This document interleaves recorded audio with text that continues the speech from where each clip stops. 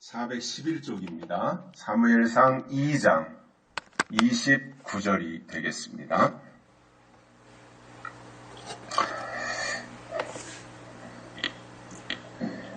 너희는 어찌하여 내가 나의 처소에서 명한 나의 제물과 예물을 밟으며 내 아들들을 나보다 더 중히 여겨 내 백성 이스라엘에 드리는 가장 좋은 것으로 스스로 살찌게 하느냐. 아멘.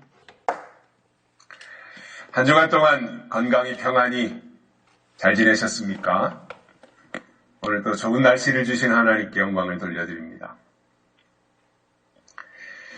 우리가 신앙생활을 하고 있는데 중요한 것은 믿음입니다. 믿음은 본질이고요. 본질은 하나님이며 그 하나님이 우리에게 주신 약속을 믿는 것이 믿음이고 그 믿음을 지키기 위하여 예배에 참여하는 것입니다.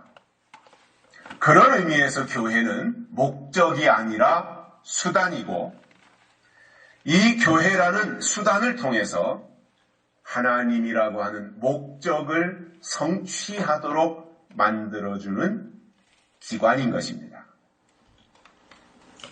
그런데 교회 생활의 연조가 점점 쌓여가면서 하나님은 없고 자기가 몸담고 있는 교회만 남아있다면 그 신앙은 잘못된 것입니다.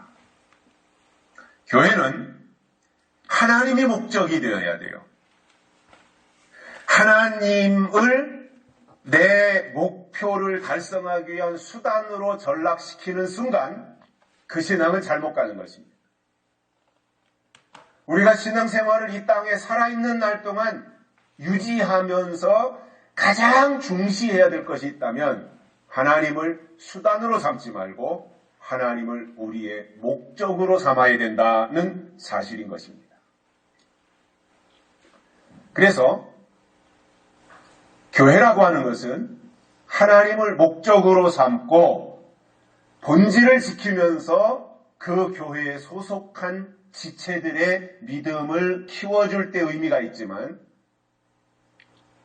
건물로서의 교회는 존재하고 있는데 그 안에 정작 가장 소중하게 자리 잡고 있어야 할 하나님이 없다면 그것은 무의미한 것입니다. 우리나라 사람들을 연구해 보면 사람에게 빠지고 또 사람을 추종하는 경향이 굉장히 다분합니다. 남의 말을 잘 듣고 귀가 얇아서 그런 모양이에요. 사람을 추종하는 경향이 있어요. 그러다 보니 이단에도 잘 빠지고요. 또 다단계에도 잘 넘어갑니다. 우리나라의 정치도 보면 참 정치가 굉장히 다각도로 변화무쌍한데 이 정치 세계도 보면 사람에게 비중을 둬요. 어떤 특정한 사람이 등장을 하면 그 사람에게 굉장히 비중을 두고 그 사람을 맹신하는 경향이 많아요. 예를 들어서 얼마 전에 황교안이라는 사람이 국무총리를 그만두고 있다가 보수 정당인 그 당시에 자유한국당이었나요? 거기 당대표를 했죠. 당대표. 그러다가 그 이후로 이제 김종인이 했고 이런 이제 과정들이 있는데 이게 어느 특정한 사람이 그래도 뭔가가 좀 비중을 가질 만한 사람이 등장을 하면 거기에다가 굉장히 치중을 하고 그가 하는 모든 일은 다 옳다고 신봉을 하는 거예요. 그러다 보니 그 사람이 무너져 버리면 같이 모든 것이 다 무너지고 발전하지 못하더라는 겁니다. 중요한 것은 사람이 아닙니다. 중요한 것은 그 사람 속에 담고 있는 가치를 봐야 되는 겁니다. 그 사람이 무엇을 중요하게 생각하는가? 그 사람이 어디에다가 목표를 두고 있는가? 그 사람이 국가관이 무엇인가? 그 사람이 경제관이, 그 사람의 외교관이, 그 사람이 가지고 있는 어떤 남북 간의 관계에 대한 가치를 어디에다 두고 있는가? 그 사람의 가치 중에서 가장 중요하게 생각하는 것이 무엇인가? 이것을 바라보아야 되는데,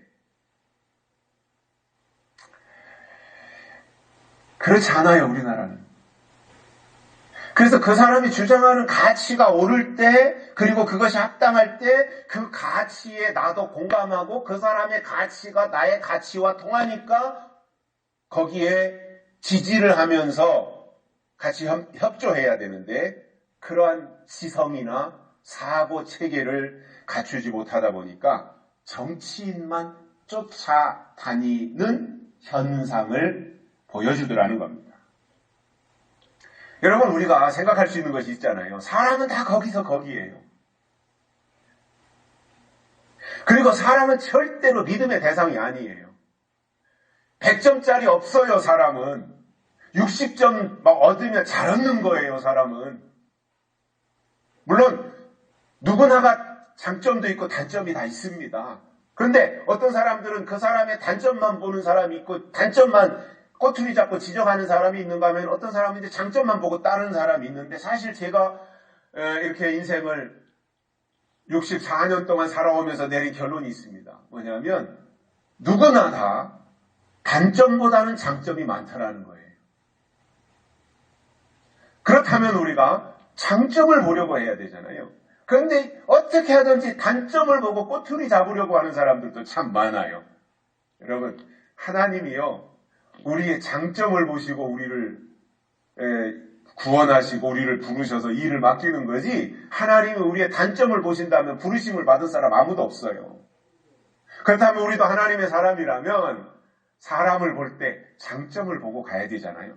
특히 어떤 외모적 장점을 보자는 것이 아니라 그 사람의 내면, 그 사람의 생각, 그 사람의 어떤 관점, 그 사람이 가지고 있는 관심사, 그리고 그 사람이 공유하고 싶은, 그 사람과 공유하고 싶은 가치 체계, 이러한 것을 어디에다 두고 있는가, 이러한 것들을 생각해야지.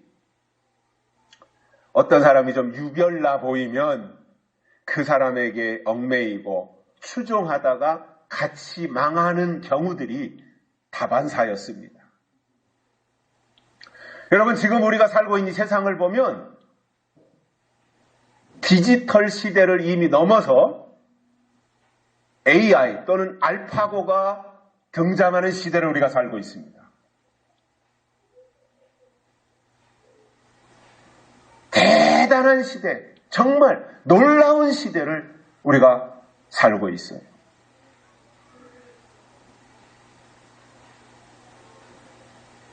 그렇다면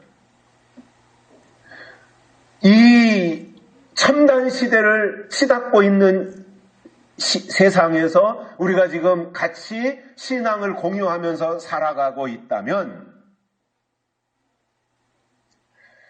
우리의 모든 정신, 우리의 모든 사고, 또 우리의 모든 마음가짐, 이러한 것들이 이 시대에 걸맞는 방향으로 우리가 같이 맞춰가야 되는 거예요.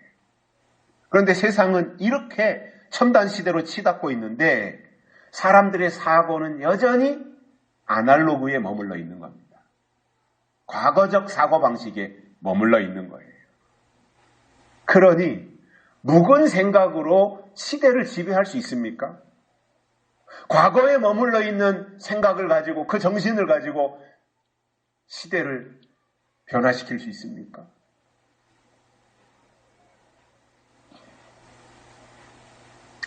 묵은 생각에 주저앉아 있으면 낙오자가 되는 거거든요. 세상은 바뀌었는데 자기가 안 바꾸면 뒤처지는 거거든요. 신앙에 있어서도 중요한 것은 사람이 아니라 그가 주장하는 내용이 성경적이냐, 그리고 그가 주장하는 것이 시대 정신에 맞고 또 영적인 가치가 있느냐, 이런 것을 보고 그의 주장과 가치를 존중하는 것이 옳은 방향으로 같이 나갈 수 있는 것입니다.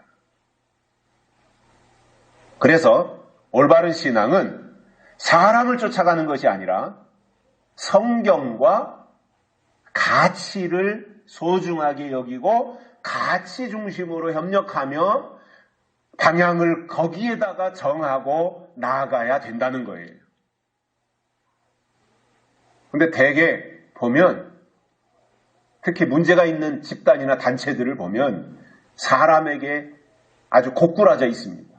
그 사람 말이 성경의 권위보다 더 높아요. 성경이 이렇다, 그건 아니다, 그 사람의 말은 틀렸다 이렇게 해도 아니라는 거예요. 성경보다 그 사람 말이 더 옳다는 거예요. 같이 망하는 거죠.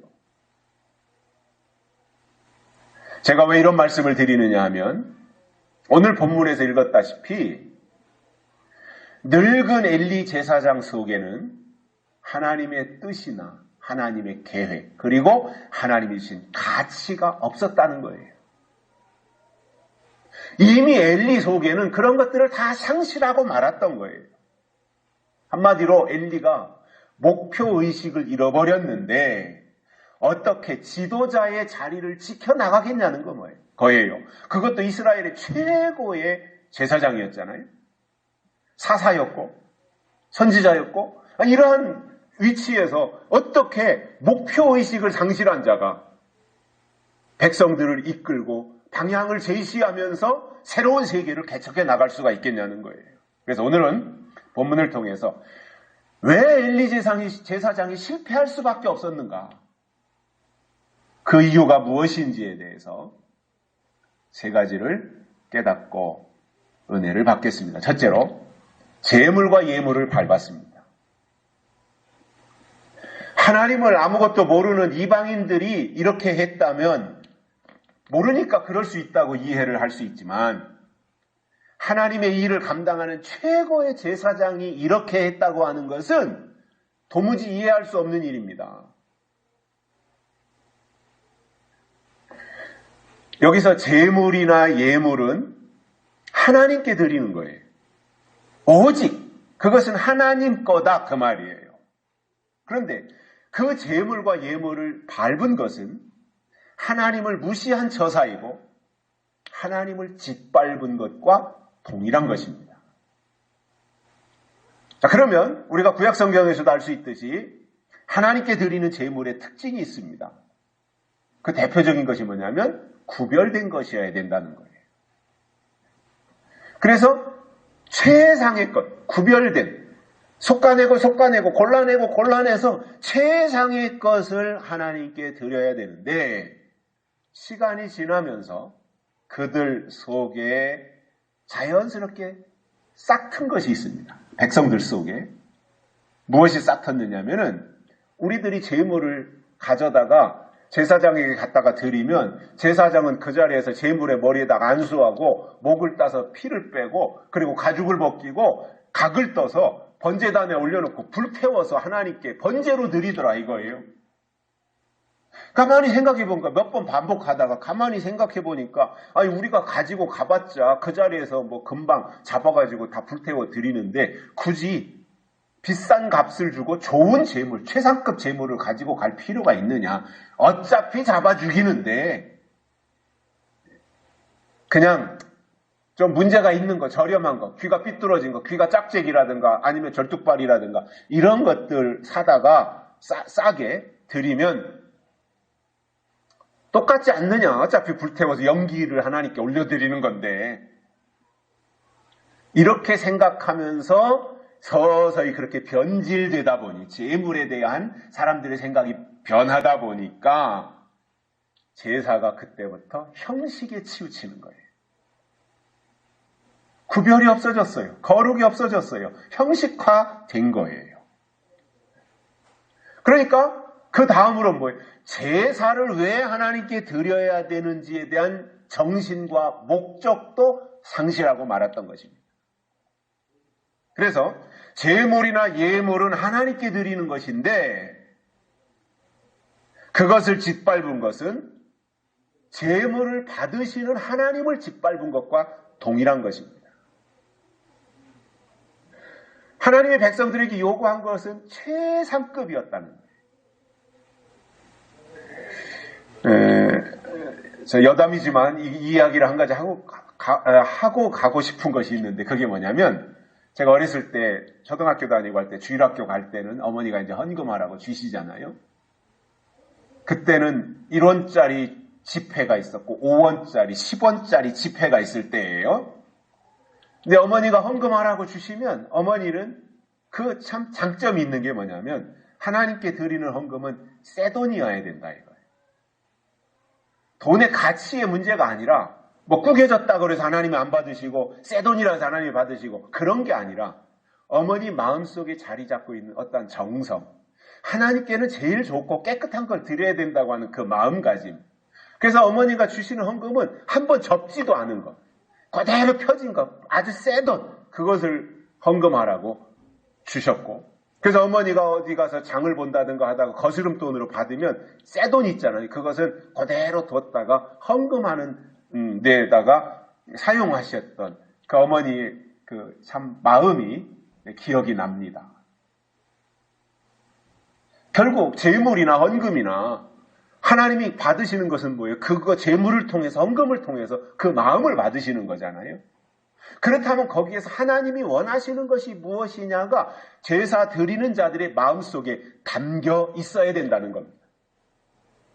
또 하나, 재물과 예물은 그 자체의 의미가 있는 게 아니에요. 송아지에게 어떠한 의미가 있고, 양에게 의미가 있고, 비둘기에게 의미가 있고, 이 재물의 의미가 있다기보다는 드리는 자의 마음가짐이 중요한 것입니다. 그래서 재물을 준비하면서의 마음가짐, 또 재물을 드리는 과정 속에서 재물을 하나님께 내다 드리면서 하나님을 인식하고, 하나님이 모든 신 중에서 가장 뛰어나고 가장 최고의 신이시구나 하는 것을 인식하고, 가장 좋은 것을 구별해서 드리는 것이 합당한 일이고 하나님이 그것을 원하셨는데, 백성들은 점점 변질되어 갔던 것입니다. 에스겔 34장 18절과 19절에 보시면 이러한 말씀이 나옵니다. 제가 좀 읽어볼 텐데요.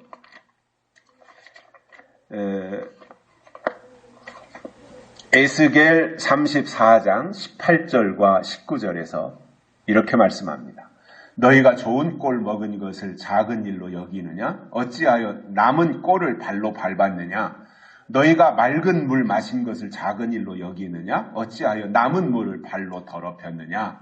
나의 양은 너희 발로 밟은 것을 먹으며 너희 발로 더럽힌 것을 마시는도다 하셨느니라. 이 말씀이 나옵니다.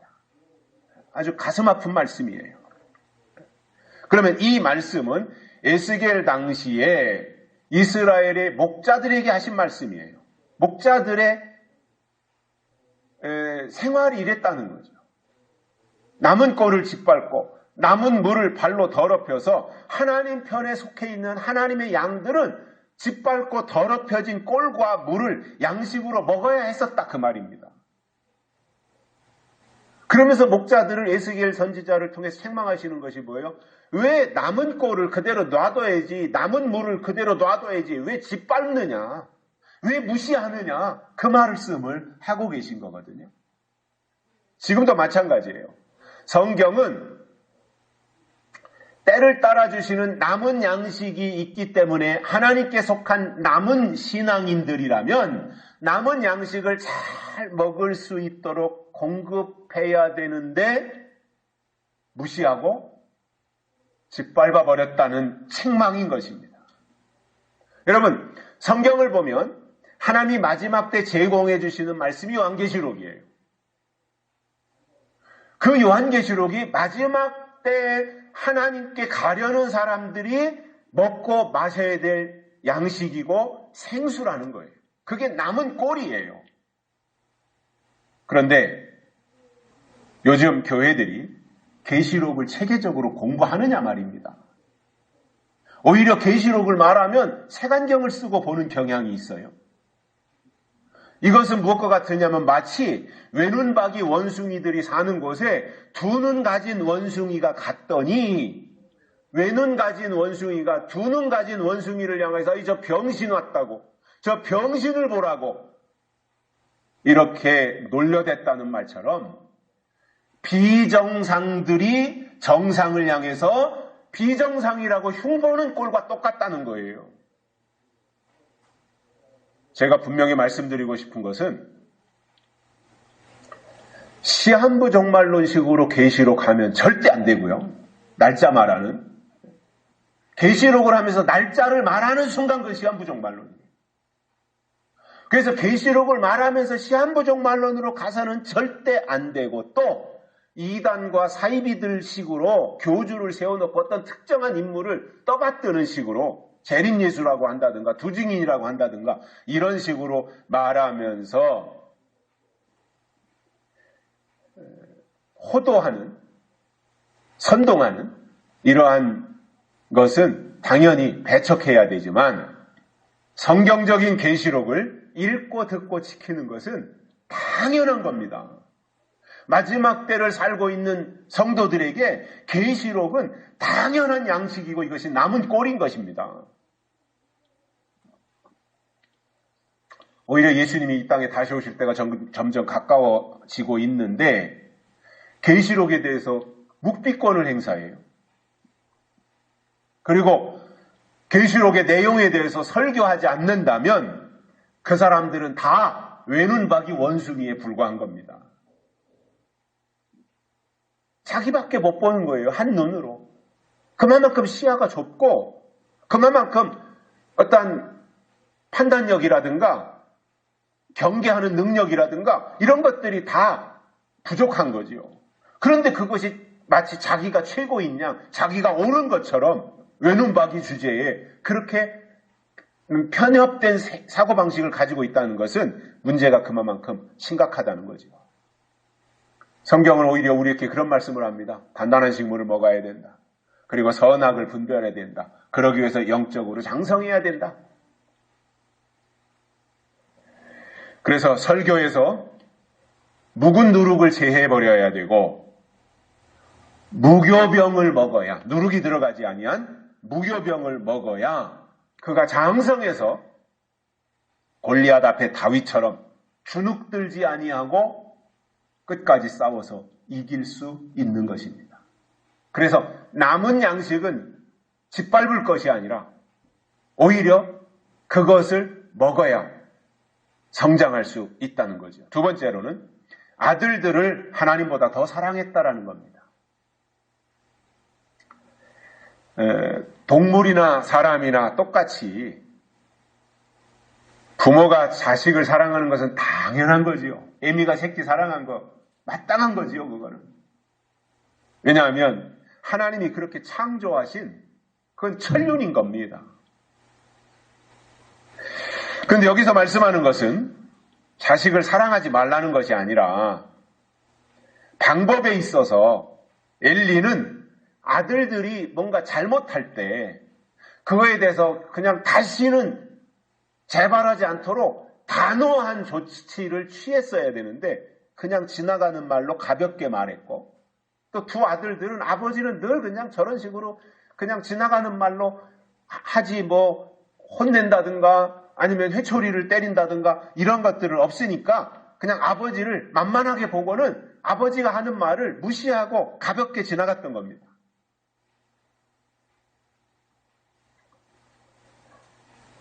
그래서 참 이 아버지 엘리에게도 문제가 있었고 두 아들들에게도 심각한 문제점이 노출이 됐던 거지요. 자, 그러면 우리가 여기서 이제 아들들을 하나님보다 더 사랑했다라고 하는 제목을 통해서 오늘 본문 앞부분에 나오는 내용들을 잠깐 설명을 드린다면, 그러면 엘리의 아들들이 무슨 죄를 저질렀느냐 이거예요. 무슨 일을 어떤 일을 저질렀는데 그것이 굉장히 중차대한 문제였는데도 불구하고 아버지 엘리 제사장은 아들들에 대해서 책망하지 않고 그냥 아들들을 무조건 사랑으로 감싸줬느냐라는 이야기가 되거든요. 그래서 어떤 범죄를 아들들이 저질렀느냐 하면 이런 겁니다. 하나님께 드리는 제사 있잖아요. 제사를 통해서 하나님께 제물을 드릴 때 다 이제 엘리 제사장이니까, 그 당시에 대제사장이었으니까 엘리를 통해서 그 일이 진행이 된단 말이에요. 그러면 아들들이 제단에 올라가기 전에 제물에다가 손을 대는 거예요. 하나님께 가야 되는 제물인데 아들들이 손을 대요. 그것을 아버지 엘리가 알고도 자식들을 혼내키지 않았단 말이에요. 제재를 가하지 않았단 말이에요. 또 한 가지는 하나님께 드리는 제물은 반드시 불태워서 번제로 드려야 돼요. 그런데 이 엘리 아들들은 어떻게 했느냐면은 불에 태우지 말고 날고기로 드리도록 했단 말이에요. 하나님의 뜻을 완전히 역행한 겁니다.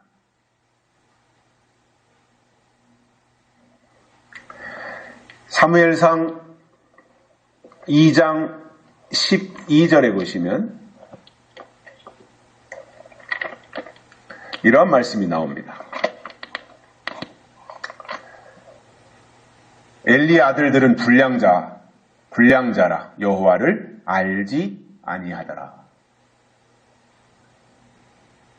불량자라는 표현을 함부로 쓸 수 있는 게 아니죠. 그죠? 대단히 나쁜 말이잖아요. 저거는 이게 불량자다 말이야. 불량한 놈이다. 저거는 양아치 같은 놈이다.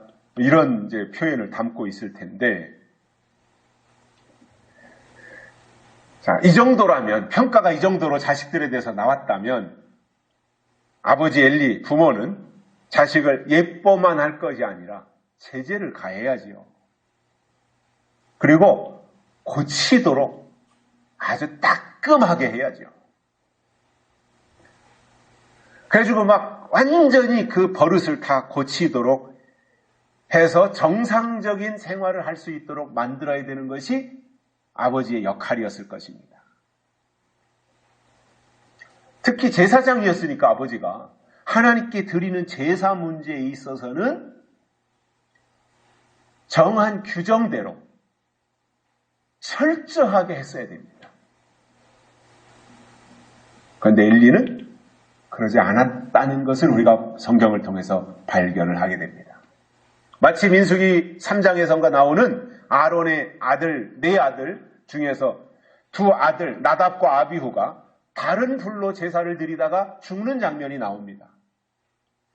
아니, 하나님께 제사를 안 드려서 죽는 거는 뭐 당연한 거라고 생각하는데 제사를 드렸는데 죽었단 말이에요.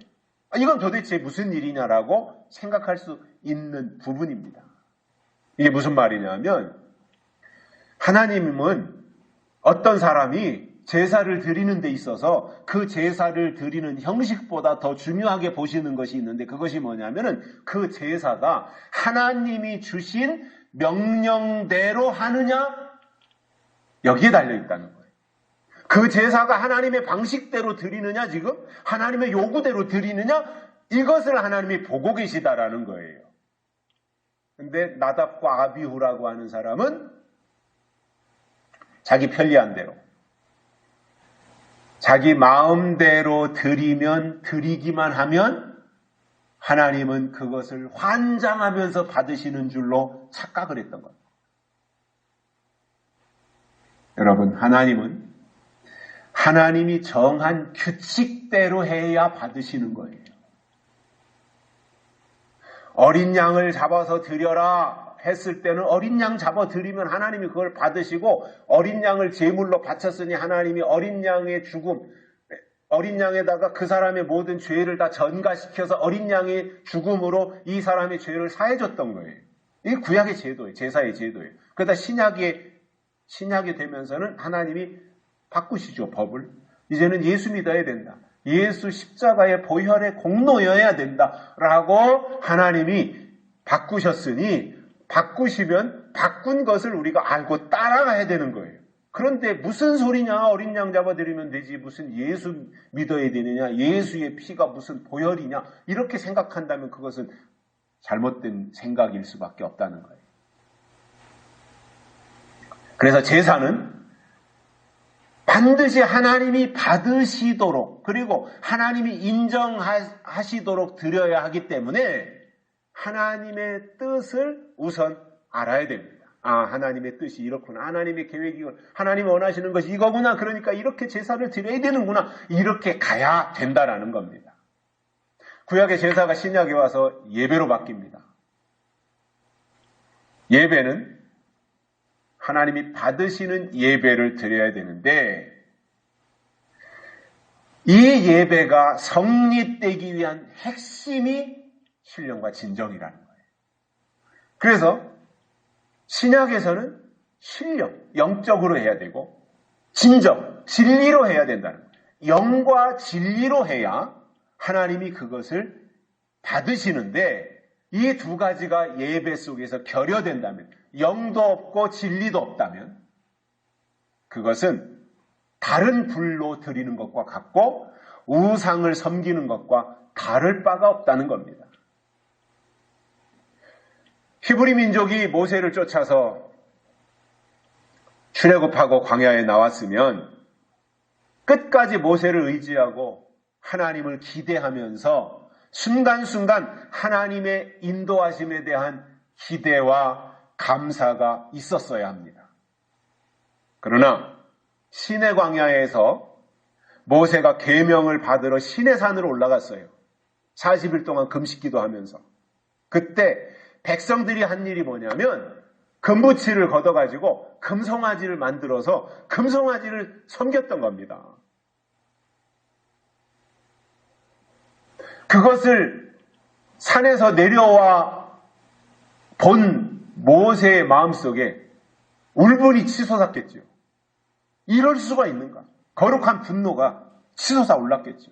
그래서 받아가지고 십계명 돌판 그것을 집어던져서 우상 금송아지를 깨뜨려 버리고 다시 시내산에 올라가서 계명을 받아가지고 내려온 것이 법궤, 즉 언약궤 속에 보관됐던 것입니다. 여러분, 엘리라고 하는 사람은 하나님께 드리는 제사와 제물을 관리하는 제사장이었어요. 그렇다면 그가 자녀들의 범죄에 대해서도 강경했어야 되는 거예요. 그리고 그것이 되풀이되지 않도록 반복되지 않도록 단호하게 대처했어야 되는데 그러지 않았고 아들들 입장에서도 아버지가 저렇게 간곡하게 말씀하시니 이제는 반복하면 안 되겠다라고 생각을 하고 아버지의 말을 귀담아 듣고 그들의 행실을 고쳤어야 되는데 아버지도 따끔하게 안 하고 아들들도 대충 듣고 그러다 보니까 개선이 되지 않았던 거예요. 교정되지 않았단 말입니다. 그 결과 비참하게도 그 집이 다 패망하게 됩니다.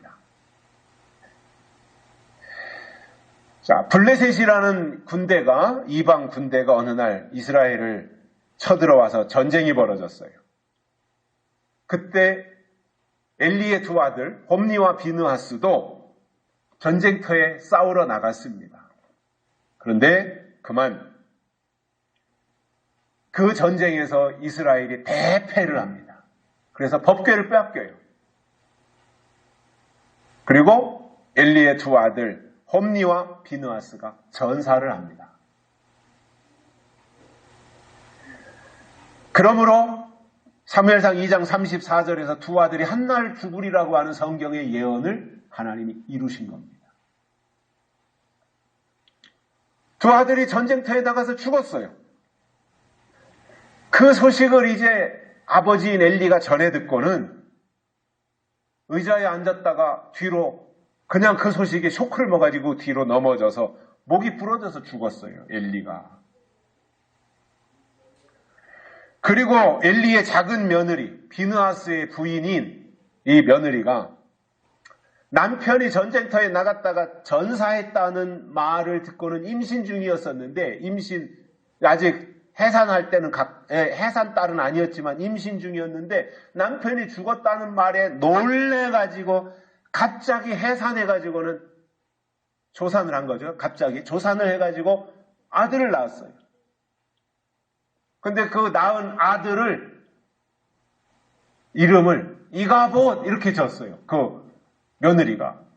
그 이가봇의 뜻이 뭐냐면 하나님의 영광이 이스라엘에서 떠나갔다 이렇게 아들의 이름을 져버린 거예요. 그리고 그 며느리도 죽어요. 그러니 이 일가족이 이렇게 비참할 수가 있습니까? 근데 그게 무슨 대단한 그 사람들이 도덕적으로 윤리적으로 무슨 잘못을 저지른 것이 아니라 엘리가 제사장, 최고의 제사장의 위치에 있으면서 하나님께 드리는 제사 문제, 제물 드리는 이 부분에 대해서 중요하게 생각하지 않았던 거예요. 그냥 타성에 젖어서 한 거예요. 습관적으로 과거에 하던 대로 그냥 이렇게 하면 되는 것이다. 이렇게 처신을 했던 것이고, 잘못한 자녀들을 불러다 놓고 제대로 훈육도 하지 않았고, 또 그 아들들이 아버지의 말에 대해서 비중을 두지 않고 외면한 결과가 이토록 비참한 결과를 초래했던 것입니다. 그러면 이 지경이 되도록 엘리는 상황 파악도 제대로 하지 못할 정도로 눈이 어두워졌어요. 나이 많아 늙으니까 시력을 상실한 거예요. 눈이 어두워졌어요. 그리고 분별력이나 판단력까지도 흐려진 거예요. 이런 엘리가 어떻게 하나님의 뜻을 알 수 있었겠어요? 중요한 것은 하나님의 뜻이잖아요. 중요한 것은 제사를 이렇게 드리라고 했으면 그 제사 드리는 그것을 철저하게 관리했어야 되는 것이 엘리의 역할이었잖아요. 그런데 시력을 상실하죠. 또 몸은 비대해지지요. 분별력이나 판단력은 없어지지요. 그렇게 되니까 하나님의 뜻을 알 수 있는 방법조차 없었고 결국은 엘리 시대가 이토록 비극적으로 막을 내릴 수밖에 없었다라고 하는 것을 이해하게 되더라는 겁니다. 여러분, 늙은 엘리 속에는 하나님의 비밀이 없었어요. 시대적인 감각이 없었어요. 때를 분별하는 능력이 없었어요. 이 사람이 어떻게 시대를 이끌고 갈 수 있겠습니까? 이러한 노쇠한 사람이, 아니 나이가 들어서 육신이 노쇠한 것도 문제가 되겠지만, 어려움이 되겠지만, 문제라기보다는 그 자체도 어려움이 되겠지만 영적으로 노쇠하고 영적으로 아무것도 인지하거나 예지할 수 없는 정도까지 돼버렸으니 그야말로 탈진하는 거죠. 그 속에서 무슨 에너지가 나오겠습니까? 그 속에서 무슨 비전이 나올 수가 있겠습니까? 한 시대가 가면 한 시대가 오는 것이 성경의 원리인데, 엘리 시대가 끝나갈 때 자식들조차 아버지의 말을 듣지 않을 정도였다면 백성들은 들었겠느냐 그 말이에요.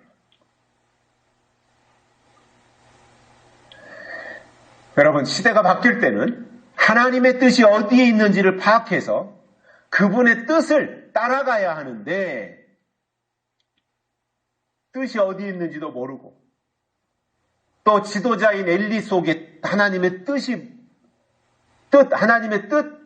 아예 그 속에는 존재하지도 않았고, 그런데도 사람들은 아이고 엘리가 그래도 제사장이니까, 엘리 하나님이 쓰시는 엘리 제사장이니까 엘리를 따라가면 좋은 결과가 있겠지, 이렇게 생각하고 엘리에게 소속을 두고 있다면 그 자체가 희망이 없는 것이고 엘리 시대가 끝날 때 같이 다 끝나버리는 거예요.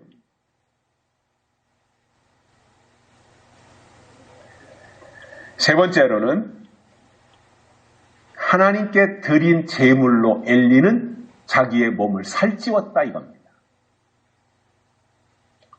여러분, 엘리라고 하는 사람은 그 무렵 최고의 제사장이었어요.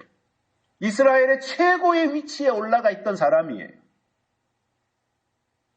근데 그가 나이를 먹고 시간이 점점 지나가다 보니 안일해졌습니다. 타성에 젖었습니다. 하나님께 드린 제물로 육신을 살찌우기 시작했습니다. 하나님의 일을 하는 사람들에게 있어서 제일 경계해야 되는 게 이 부분입니다. 타성에 젖는 거예요. 타성에 젖었다는 것은 뭐냐면 이미 그 일에 익숙해진 거예요. 그렇게 되면 새로운 것에 대한 도전 의식이 없어져요. 그래서 하나님의 일을 하는 사람들에게 있어서 제일 경계해야 되는 것이 타성에 젖어서 하는 거예요. 즉 직업이 되는 거예요. 직업이 되면 사명감이 없어요. 열정도 없어요. 사명감이 없는 사람이 새로운 하나님의 뜻을 발굴해서 알려줄 수 있겠습니까?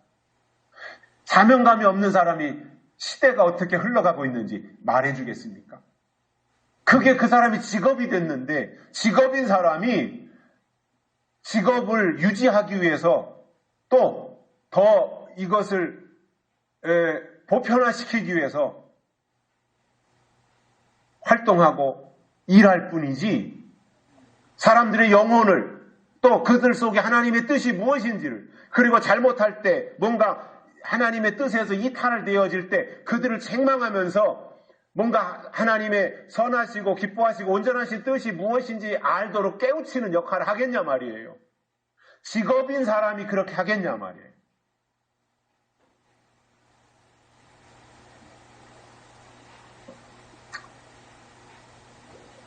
물론 저는 이 엘리, 나이든 엘리, 말년의 엘리를 보면서 살이 찌는 것이 또는 몸이 비대하는 것이 죄는 아니지만 하나님께 드린 제물로 살찌웠다고 하는 것은 이미 엘리가 하나님이 주신 직분을 망각했다라는 겁니다. 그리고 육신에 취해서 먹고 마시는 일에만 치중했었던 것이 엘리였던 거예요. 여러분, 하나님의 사람이 누구냐 하면 잘났든 못났든 많이 배웠든 적게 배웠든 하나님의 사람이 누구냐 하면 하나님의 뜻을 통해서 하나님의 때를 알고 영적 게으름에 빠지지 않는 것입니다. 영적 게으름에 빠지면 뭐예요? 아침인지 저녁인지 때를 분별하지 못하고 내가 해야 될 일이 무엇인지도 망각하고 그냥 게으른 사람이 말이죠. 무엇은 책임감이 있겠습니까? 어렸을 때 동요처럼 불렀던 노래가 있죠. 옛날 옛적 어떤 마을에 밥만 먹고 잠만 자던 게으름뱅이가 부모 몰래 낮잠 자다 물벼락을 맞았다네. 랄랄라. 게으른 사람이 할 수 있는 일이 뭐가 있어요?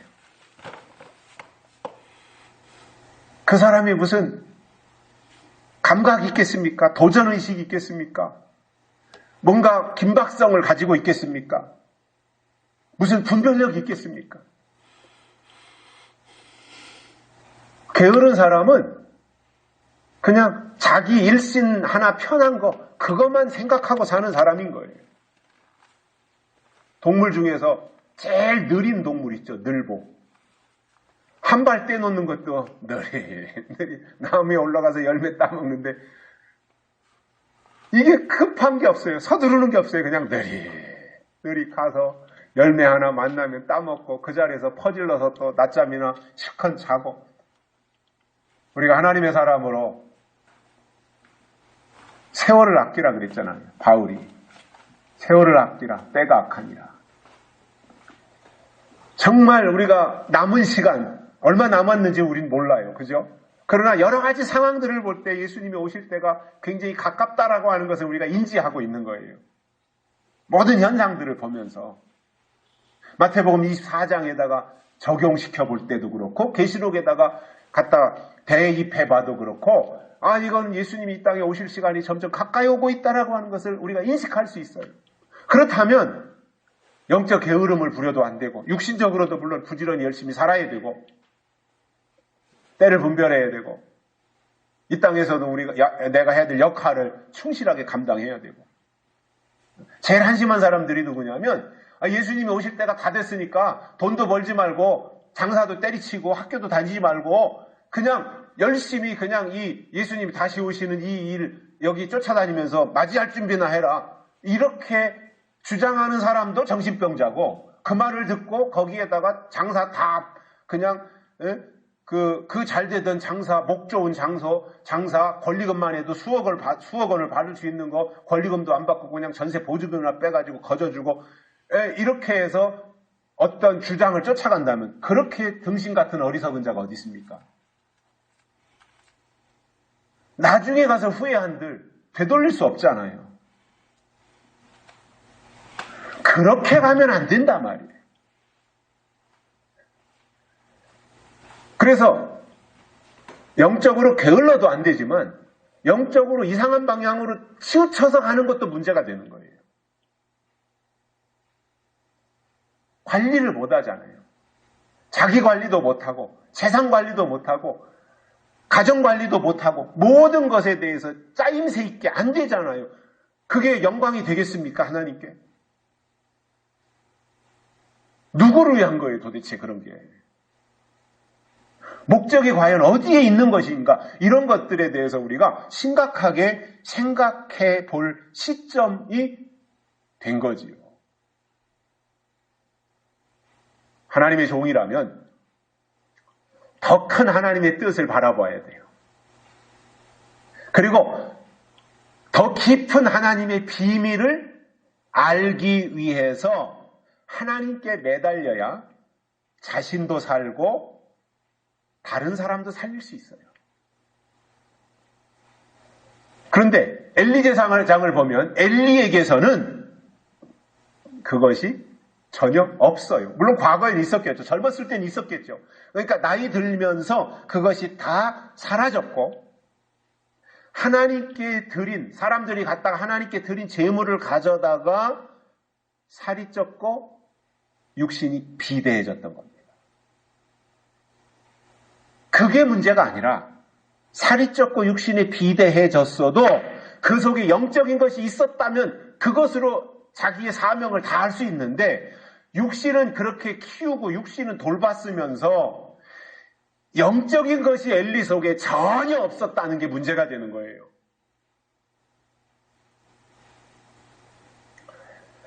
자, 에스겔서 34장 다시 가서 보시면, 제가 그냥 읽겠습니다. 나중에 집에서 한번 보십시오. 에스겔서 34장 2절과 3절에 이런 말씀이 나옵니다. 인자야, 너는 이스라엘 목자들을 쳐서 예언하라. 그들 곧 목자들에게 예언하여 이르기를, 주 여호와의 말씀에 자기만 먹이는 이스라엘 목자들은 화 있을진저 목자들이 양의 무리를 먹이는 것이 마땅치 아니하냐?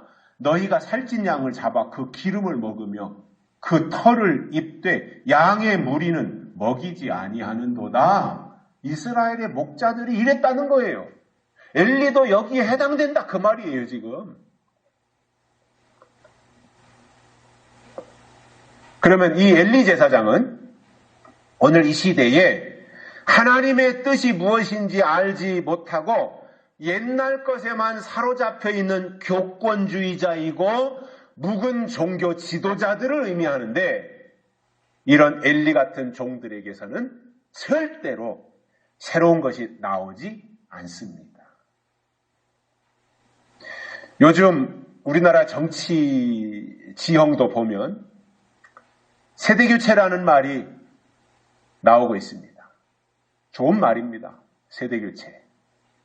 그런데 세대교체라고 하는 것은 말로 세대교체합시다, 세대교체합시다, 세대교체합시다 이렇게 한다고 되는 것이 아니라, 세대교체하기 위해서는 실제로 젊고 참신한 새로운 인물이 나타나서 새로운 방향과 새로운 비전을 제시하고 기틀을 마련할 때 세대교체가 가능한 겁니다.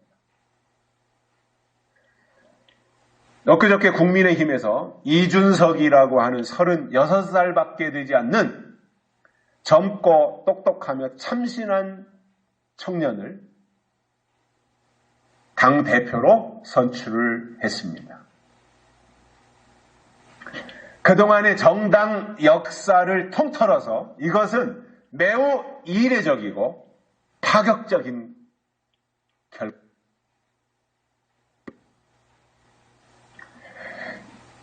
그 결과로만 놓고 현재만 본다면 아마 국민들이 기성의 정치에 염증을 느끼고 뭔가 변화를 요구하는 국민들의 의사가 반영됐구나 이렇게 생각을 합니다. 저도 변화해야 된다고 하는 것에 대해서는 100% 공감하는 사람이에요. 방법에 있어서 어떻게 변화해야 될 것이냐라고 하는 것은 좀 이제 따져봐야 될 부분이 있지만 변해야 된다. 영적으로나 정치적으로나 나라적으로나 모든 것이 다 변해야 된다. 이제 이 국민의힘의 결과에 대해서 앞으로 시간이 지나면서 이것에 대한 긍정적인 면이 더 부각될지 아니면 반대 급부가 나올지는 모르겠지만 저는 세상을 이끌고 가는 것이 어차피 젊은 층들이에요. 젊은 세대가 이 세상을 이끌고 가는 거예요. 그리고 세상을 변화시키는 것이 젊은이들의 몫이라면 젊은 사람들의 등장에 대해서 긍정적으로 생각하고 찬사를 보내줄 필요가 있겠다. 그렇게 생각을 합니다. 저희 집사람도 항상 하는 말이 있습니다. 나이 많은 사람들은 정치에서 제발 떠났으면 좋겠다 이거예요. 그래야 세상이 바뀐다는 거예요. 나이 든 사람들이 정치를 꿰차고 있어서는 우리나라가 절대 변화할 수 없다는 거예요. 저 낡은 정치인들이 빨리 그 사람들이 어떤 사고의 틀을 바꿀 수는 없잖아요. 바리새인들이 못 바꾸듯이 낡은 정치인들도 그들의 어떤 기득권만 장악하고 자기네들이 뭔가를 이득만 챙기려고 하지 세상을 바꾸려고 하는 생각은 안 해요. 낡은 정치인들은. 그러니까 낡은 정치인들이 세상을 바꿀 것을 전혀 기대할 수 없기 때문에 그 사람들은 다 물러나야 된다. 그 말할 때는 저희 집사람들 국회로 보내주고 싶어요. 변화에 대해서 거부할 필요가 없어요. 변화에 대해서. 그것이 뭐 이상한 변화, 무슨 사회주의로 가자고 하는 변화, 공산주의, 북한으로 가고 중국으로 가자고 하는 변화, 이건 변화가 아닌 거예요. 이건 퇴보지.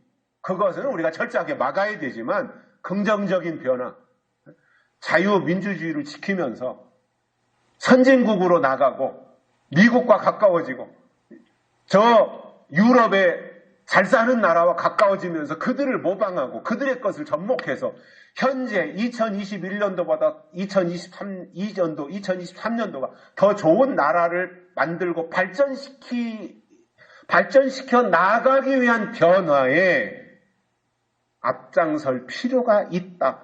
퇴보시킬 것이 아니라 전진시키기 위해서 변화시켜야 된다 이겁니다. 퇴보를 위한 변질이 아니라 전진을 위한 변화가 필요한 거예요.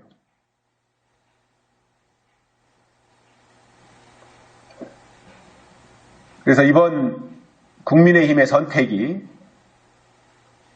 세대교체로 이어지고 내년 정권교체로 이어질지는 모르겠습니다만은 앞으로 이준석 대표가 내놓는 어떤 정책이나 방향, 이것을 보면 저 사람이 세대교체를 할 수 있겠구나 하는 것은 이제 앞으로 한두 달 지나면 뭔가 방향이 나오리라고 생각을 해요.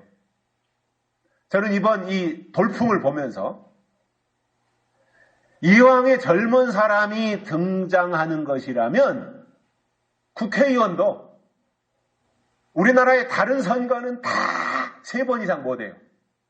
조합장도 3번 이상 못해요. 시장, 군수도 3번 이상 못해요.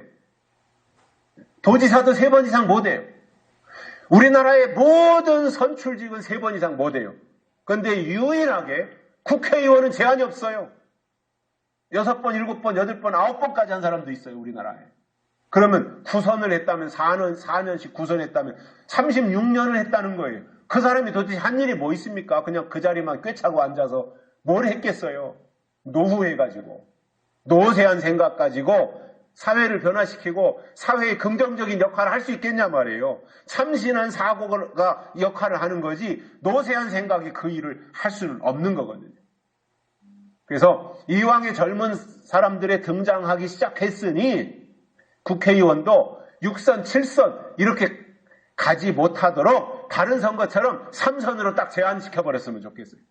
아니 그래야 젊은 사람들이 계속 국회의원 잘하는 사람도 3번 하면 물러나고 그리고 이제 뭐 도지사를 나오든 대통령을 나오든 다른 선거에 나가고 또 다른 사람들이 이제 그 뒤를 이어서 다시 국회의원에 올라가 정치를 하고 이렇게 해야 우리나라가 세대 교체하는데 아니 이 300명이나 되는 국회의원들이 5선, 6선, 7선 이거 꿰차고 앉아가지고 나라가 바뀌겠냐 말이에요. 이거 잘못된 겁니다.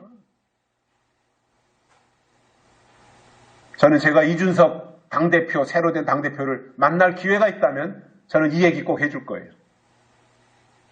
국민의힘이 앞장서서 국회의원 숫자도 줄이고 100명으로 그리고 국회의원도 3번 이상 출마하지 못하도록 법을 만들어라. 국회의원들이 그 법 절대 안 만들죠. 자기들 관련된 거니까. 그래도 자꾸 요구하고 바람을 일으키고 국민들이 거기에서 막 들고 일어나고 하면 될 수 있거든요. 그렇게 가는 것이 맞다고 저는 생각을 하고 있습니다. 자, 하나님의 방식도 보면 엘리가 늙고 비대해지면서 수십 년 동안 지탱해 왔던 엘리 시대를 끝내고 이제 새로운 시대가 열리는 길목에 무명의 젊은이였던 사무엘이 등장했고 그가 변화와 개혁의 기틀을 마련했던 것입니다. 사무엘을 통해서 말이에요. 엘리 시대가 끝나고 사무엘 시대가 이제 등극하는 거거든요. 저는 지금 이 시대도 끝날 때가 얼마 남지 않았다 생각을 합니다. 교회 시대 끝날 날 점점 임박해지고 있습니다. 그렇다면 교회도 영적인 세대 교체가 필요하다 이렇게 생각을 해요. 그렇다면 해야 될 일이 있습니다. 하나님의 새 뜻을 받은 새 인물이 등장해서 새로운 말씀을 선포하고 이 시대 그래서 교회가 바뀌고 사람의 생각들이 의식들이 바뀌고 그러면서 이것이 새로운 방향제시가 되고 새로운 물결이 되어야 세상도 새로워지는 거예요.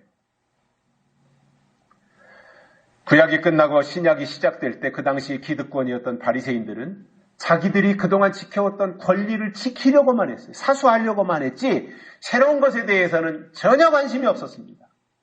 그런 가운데 예수님이 오셔서 말씀을 증거하실 때 묵은 사상과 신앙에 취해 있던 사람들은 예수님이 하시는 말씀을 무시하고 외면했어요. 짓밟아버렸어요. 그게 무슨 말이냐. 우리가 아브라함의 후손인데 감히 네가 목수의 아들인 주제에 무슨 얘기를 그렇게 쓰잘데기 없이 하고 있느냐.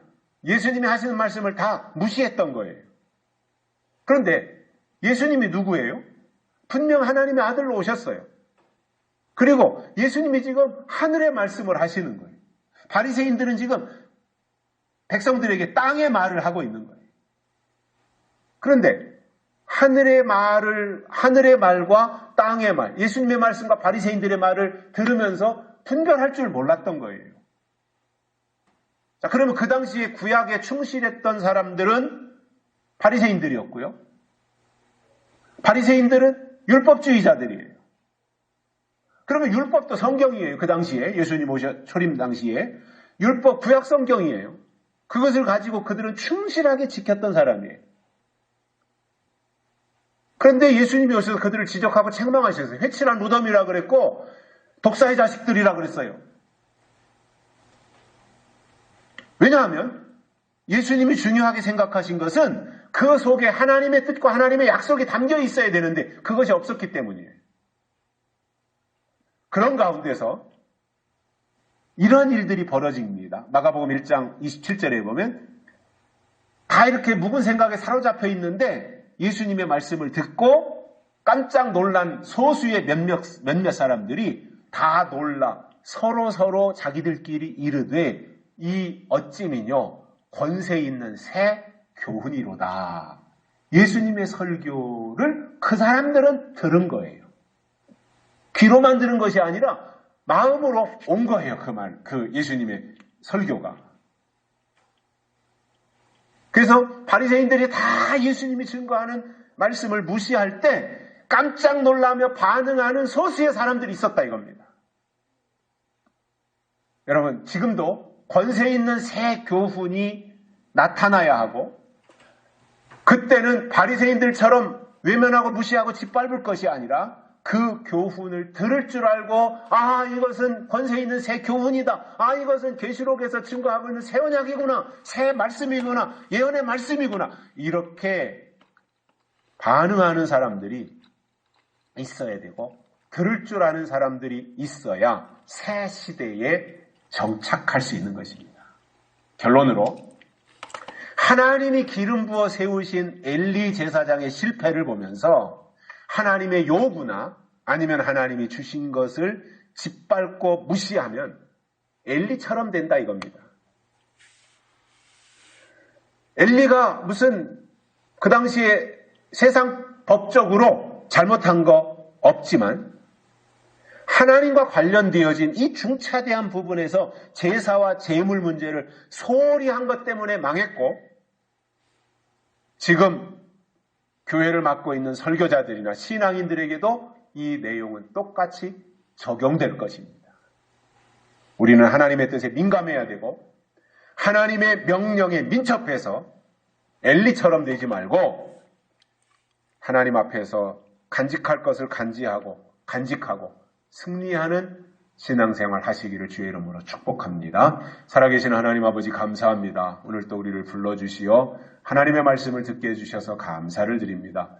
오늘 주신 이 말씀과 같이 우리가 엘리와 같이 평생토록 하나님이신 직분을 수행하다가 끝에 가서 멸망당하는 것이 아니라 끝까지 하나님의 뜻을 소중히 여기며 하나님의 일에 민첩한, 그리고 하나님의 음성을 들을 줄 아는 복된 믿음의 사람들이 되도록 축복해 주옵소서. 다시 오실 예수님의 이름으로 간절히 기도드리옵나이다. 아멘.